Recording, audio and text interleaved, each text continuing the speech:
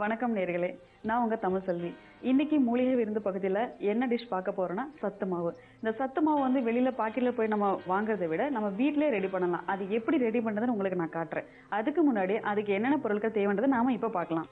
கம்பு, கேழ்வரகு, கோதுமை, பச்சைப்பயிறு, கொள்ளு, நிலக்கடலை, கொண்டக்கடலை, சர்க்கரை, உப்பு, மிளகுத்தூள், எலுமிச்சை சாறு.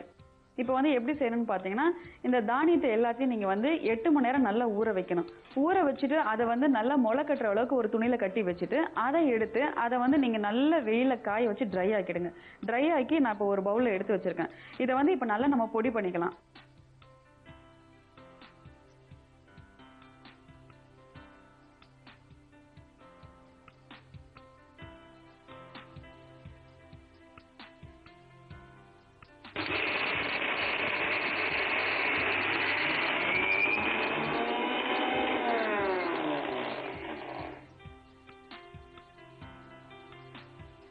இன்னும் கொஞ்சம் நல்லா அரைச்சிக்கலாம்.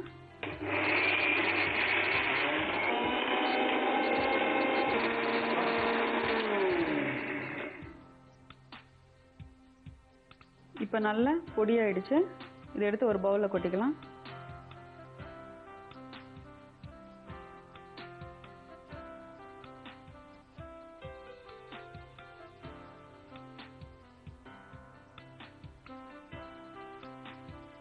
இப்போ நம்ம ஸ்டவ் ஆன் பண்ணிக்கலாம். வானிலையை வச்சு ஒரு கிளாஸ் தண்ணி ஊற்றிக்கோங்க.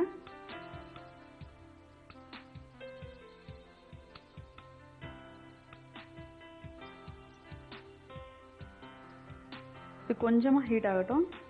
இப்போ இதில் நம்ம அரைச்சி வச்சிருக்க பொடியை ஒரு ஸ்பூன் போடலாம்.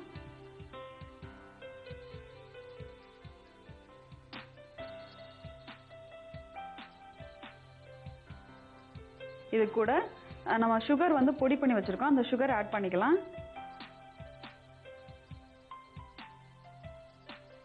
நல்லா மிக்ஸ் பண்ணிடுங்க. இது கொஞ்ச நேரம் நல்லா கொதிக்கட்டும்.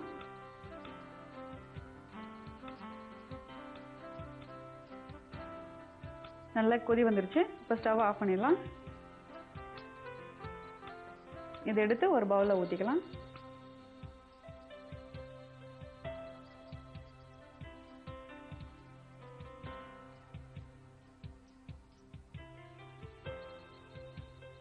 இப்போ இது வந்து நம்ம இனிப்பா சாப்பிடணும்னு நினைக்கிறவங்க வந்து இந்த மாதிரி சுகர் ஆட் பண்ணி சாப்பிடலாம்.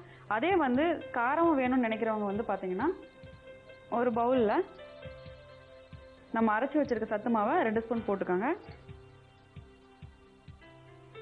போட்டுட்டு இல்லை கொஞ்சமாக மிளகுத்தூள் ஆட் பண்ணிக்கோங்க.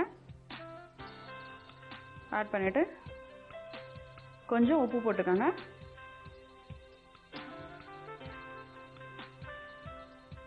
இது நல்லா கிளறிட்டு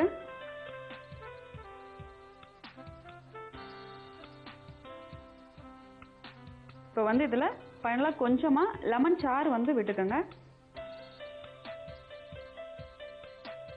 விட்டு இதே மிக்ஸ் பண்ணிக்கோங்க.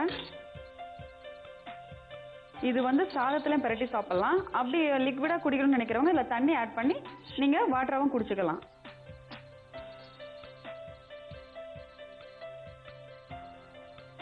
இப்போ சத்து மாவு ரெடி. இது எப்படி செய்யணுன்றது ஒரு சின்ன ரீகேப் பார்க்கலாம். ஃபர்ஸ்ட் வந்து நம்ம கம்பு, கேழ்வரகு, கோதுமை, பச்சைப்பயிறு, கொண்டக்கடலை, கொள்ளு இது எல்லாத்தையும் வந்து 8 ஹவர்ஸ் நல்லா ஊற வச்சுட்டு அதை வந்து ஒரு துணியில் நல்லா கட்டி வச்சுடுங்க. அது முளை வரது முடிய நல்லா கட்டிட்டு அதை எடுத்து வெயிலில் நல்லா காய வச்சு அதை வந்து மிக்சியில் போட்டு நல்லா அடித்து வச்சுடுங்க.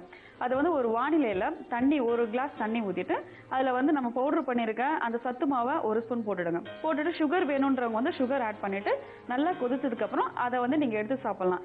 அதே மாதிரி காரம் வேணும்னு நினைக்கிறவங்க வந்து சத்து மாவு 2 ஸ்பூன் வந்து ஒரு பவுலில் 2 ஸ்பூன் சத்து மாவு சேர்த்துக்கோங்க.